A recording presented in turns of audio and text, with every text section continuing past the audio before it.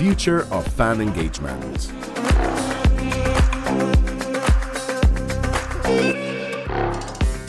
Being a fan is pretty expensive. And, I don't know if everyone else feels the way that I do about it, but I'm pretty sick and tired of being extracted as a customer more than someone that loves a particular sport or loves a particular team. So I think the power of Web3 and where we're sort of today and what is happening within digital media is an interesting time, because technology can allow us to do a lot more than what we were able to do even a few years back. So I look at it in a way that today as a sports fan, or today as a fan of any particular, if that's talent, movie, IP, there's usually a subscription that comes along with it. There's physical tickets that you need to go and support your team at their local arena. There's merchandise. There's a year-long membership that's on top of it in most cases.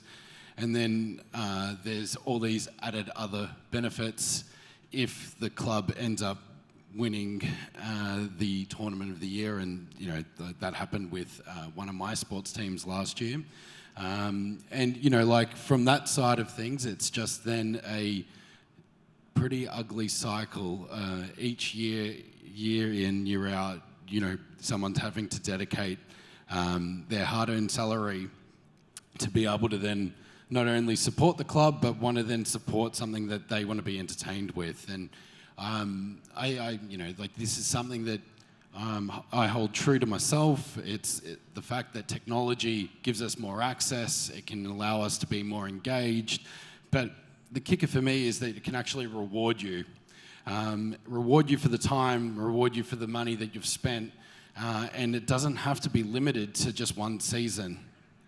So when I think about the future of entertainment, the future of sports engagement, I'd love the fact that my hard-earned money could go into something that I believe in, that I could get a return with.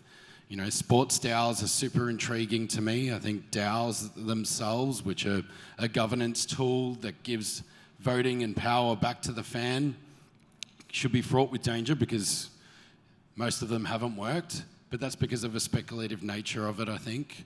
But the actual concept and the theory behind it, I think, has a lot of power to it as well. And the same thing goes with when exploring memberships and loyalty programs. If I've worked that hard to be able to go to most of the home games of a tournament, I've spent the money there, I should be able to be rewarded for future years in something that I can share the benefit with.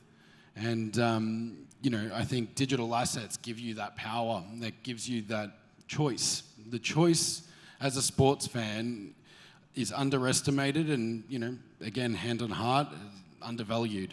And I think where we look today and what we're seeing with virtual worlds, experiences that can come out of mobile, augmented reality, VR, as a sports fan, it may mean that you actually get more data. It means that you might be able to get more time to things that you want to watch and the way that you want to see it.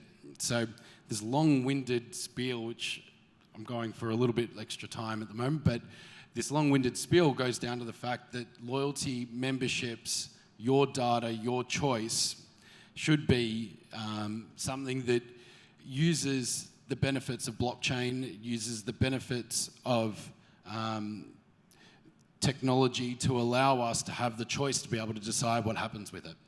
And I think when we build product and the way that we look at things, which might have been with the Australian Open or the US Golf, where we use data to engage fans, but expect them to be able to reap rewards in sweepstake models that don't cost them any further money than the initial fees that they would have paid.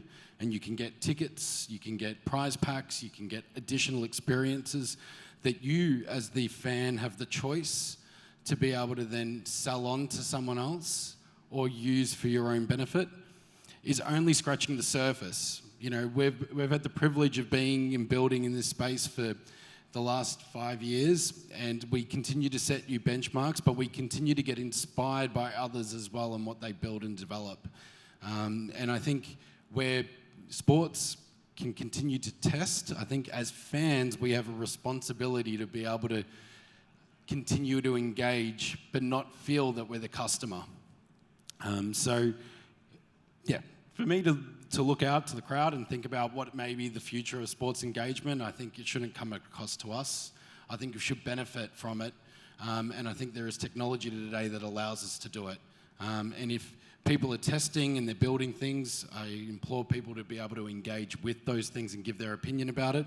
And I think if you're a developer and you're a builder, continue to try and set new benchmarks for the possibilities of what it may look like, because we're still nowhere near where it needs to be, but it is a really amazing time when you think about the fact that mobile devices have the access and the power that they do today, and the fact that we can connect anywhere in the world to do these things with the amount of data that we have. So, yeah, I'm going to keep it short and sharp, but I think from a sports fan, the future is bright. Just don't forget that you are a fan and you should be rewarded rather than be treated as a customer. Thank you.